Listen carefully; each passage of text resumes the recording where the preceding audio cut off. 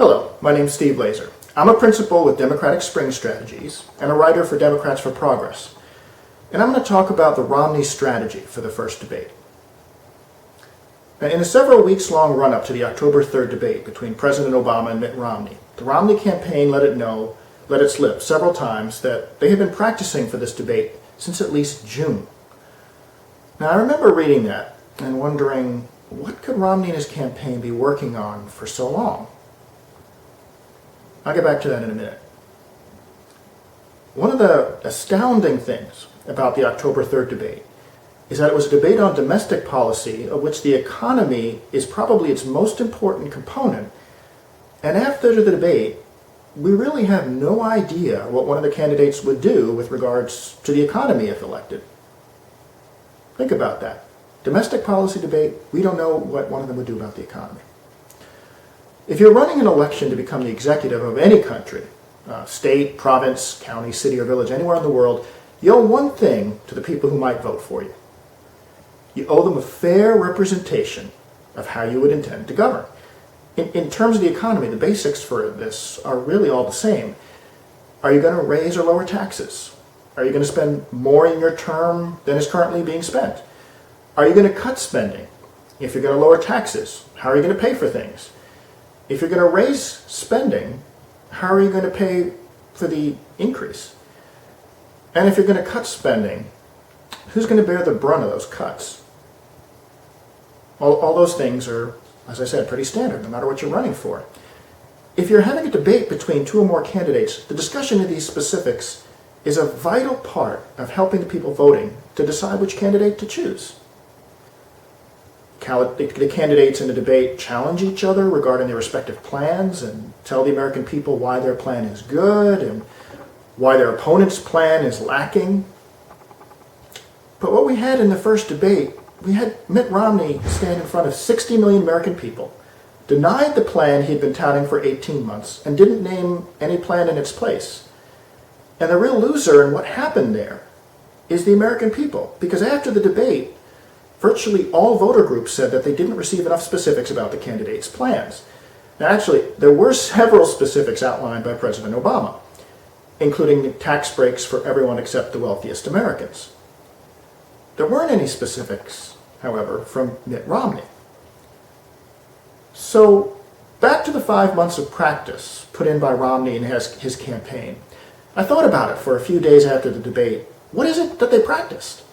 I mean, they certainly didn't practice selling his economic plan because he didn't talk about one. So what was all that practice about? And then it hit me. So every presidential election year in the U.S., you have debates with a similar dynamic regarding the economy.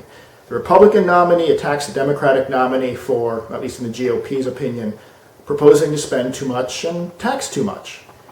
And of course, the Democratic nominee attacks the Republican nominee for proposing to cut taxes too much, increasing the deficit, and for potentially needing to cut programs like Social Security and Medicare. Now, the public, of course, knows about these lines of attack. Most voters know where they stand on those issues, and thus the debate doesn't really move people very much one way or the other. What if, however, you could make that debate completely one-sided? And I think that's the question the Romney senior campaign staff were floating internally back in May and June. I think they tossed that question around for a few weeks, and then someone came up with the idea of denying his plan and not offering any specifics. If they got away with it, I'm sure this was talked about, and it is likely they would since nobody could possibly be expecting it, they'd have the debate all to themselves. They'd get to attack President Obama, not only for what they would call not doing enough to bring the economy around in the past, they'd also get to attack his future plan. And then there would be nothing with which the president could respond and attack them back. There would be no specifics to attack. Now, to pull this off would require the other piece of cynical magic that the Romney campaign worked on for 5 months. Romney would have to practice lying about his plan with a straight face. Any question or point that President Obama would raise about the plan that Romney had talked about prior to the debate, Romney would deny it and assert that that was not his plan. In fact, according to various groups, Romney told over 27 lies during the 38 minutes out of the 90 he spoke during the debate. In order to maximize the impact from their plan, the Romney campaign had to work on getting Mitt to deliver what he knew to be completely incorrect statements without hesitating, flinching, looking around, or any other body language, speech, or facial cues that give away people who are lying. It's not easy to do. If you think it is, try it sometime. Videotape yourself trying to deliver a few complete lies to a small test group of people as an experiment. You'll see how difficult it is. Romney had to do this in front of one of the largest national television audiences in history over a period of 90 minutes and not give himself away at all.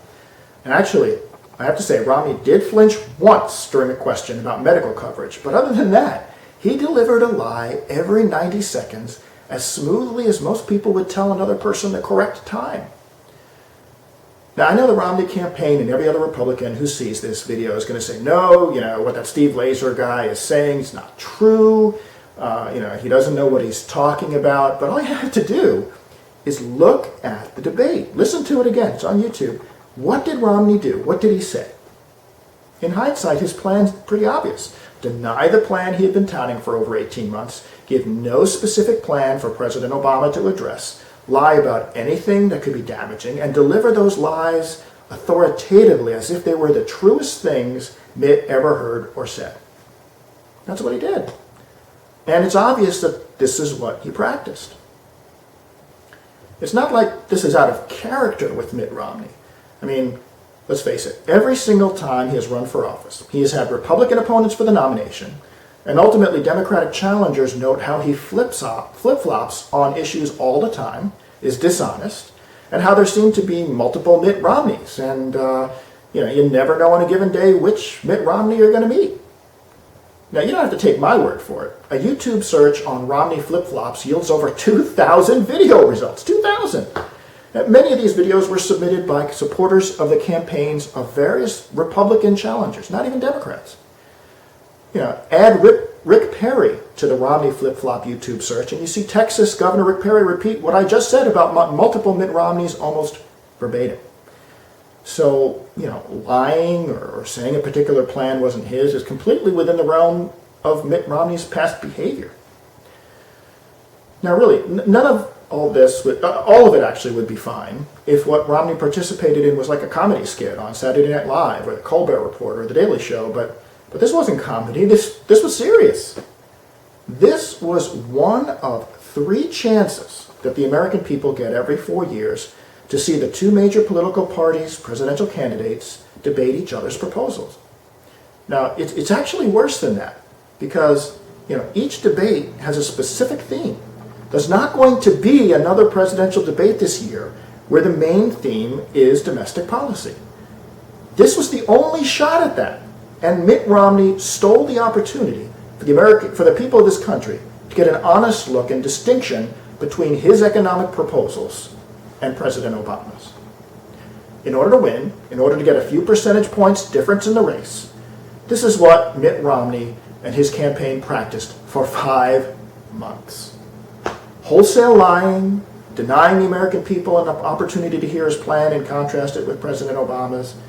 I mean, if you think about it, if this is the best that they could do with 5 months of time to prepare, I mean, what does that say about the confidence they have in their ability to convince the American people of any plan that they would intend to put forth on the economy? It says that they not only had no confidence, it says that they were pretty sure that if they did put a plan out there and try to defend it during the debate, that they'd lose the debate.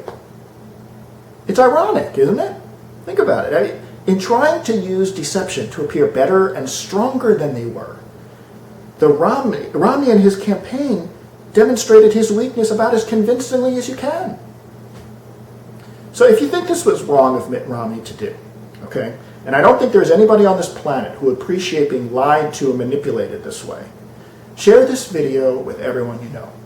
Tell people what Mitt Romney did.